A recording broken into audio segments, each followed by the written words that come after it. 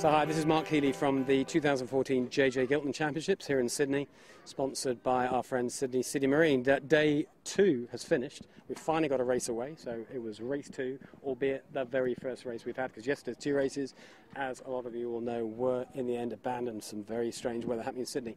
Today's race did happen in the end. It was a stop-start affair. There was breeze, there was rain, there was almost flat calms. Another very tricky day. As often happens, the top contenders wriggled their way to the front, and our winner today was Gotta Love at 7.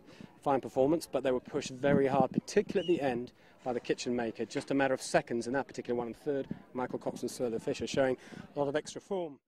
Today's sponsor was Smeg, and from the boat Smeg, I've got Nick Press. Nick, another tough day on the harbour, wasn't it? I was just saying, up and down breeze for the whole fleet. Yeah. And there were probably points today where you weren't even sure if we were going to finish. Correct, yeah, we were coming up the last work, rounded right down the bottom and thought, wow, we don't actually have, we've looked at the clock and it was about 55 minutes left to the time limit, but luckily the race officials shortened the course at Shark.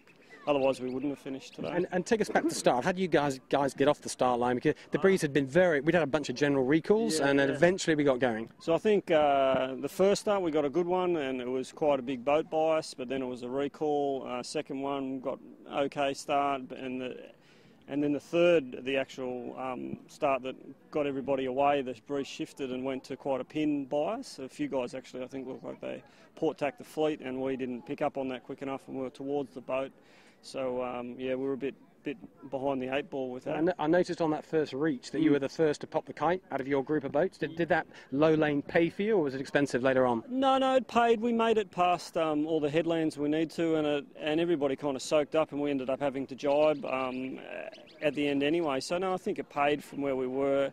If we had two-sailed, we would have just got into a fight with everybody else going higher and higher, so we just strapped it on. The worst thing that could have happened is we had to drop and reset, which wouldn't have been that bad. You're always one of the punchiest boats about getting the kite up early, aren't you? Sure. The story of the race from then onwards, the upwind legs, the next upwind was quite fresh at some points. Yeah. I mean, we saw some boats kind of at the very top end of a big rig setting. Yeah, we definitely tracked our jib outboard and had plenty of cano on. We actually went furthest left on the course, right up into Nilsson, and we came back into everybody with that. But yeah, we had plenty on, a lot of ease on the main, and we were low hooks. And then all of a sudden it all changed around, and on the final lap, that last beat, it went light. I mean, in the end it was a shortened course. Well, obviously the race was finished at Shark Island 1.5, 2 legs early. Yeah. But that last leg going up there, I mean, at times it wasn't clear what was the right strategy. No, huge shifts. We came around the bottom mark the last time and looked like we were almost laying Shark Island.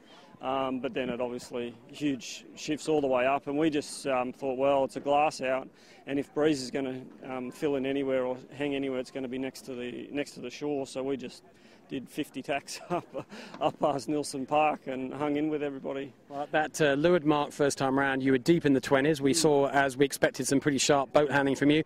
By the end of the race, somehow you got yourself up to 9th. Yeah. That's a counter for today, isn't it? Yeah, a day like today, I mean, you could jag a first or you could get a 21st, so a 9th it's acceptable, I guess, on a day like today. But you'll probably take that. I mean, generally speaking, we see you guys at the top of your game in the fresher stuff, so today's probably not your conditions. Not our conditions, but, we were happy enough to get a 9th, and we hung in there with the guys. Pagey did fantastic. He was one boat in front of us at the bottom mark the last time, and then he came through to almost steal the win. That's Malcolm Page on the kitchen maker. Yeah, they did fantastic. So interesting, isn't it? What do you think about their crew change, putting Malcolm on the middle and bringing in young Will on the helm? I mean, you can't really fault it. He did a couple of Olympic campaigns as a crew, so you'd have to think he knows what he's doing on the sheet. So 2 gold medals says all you need to say. Exactly, yeah. But also, Nick, congratulations, they're 9th, definitely a counter, great sailing.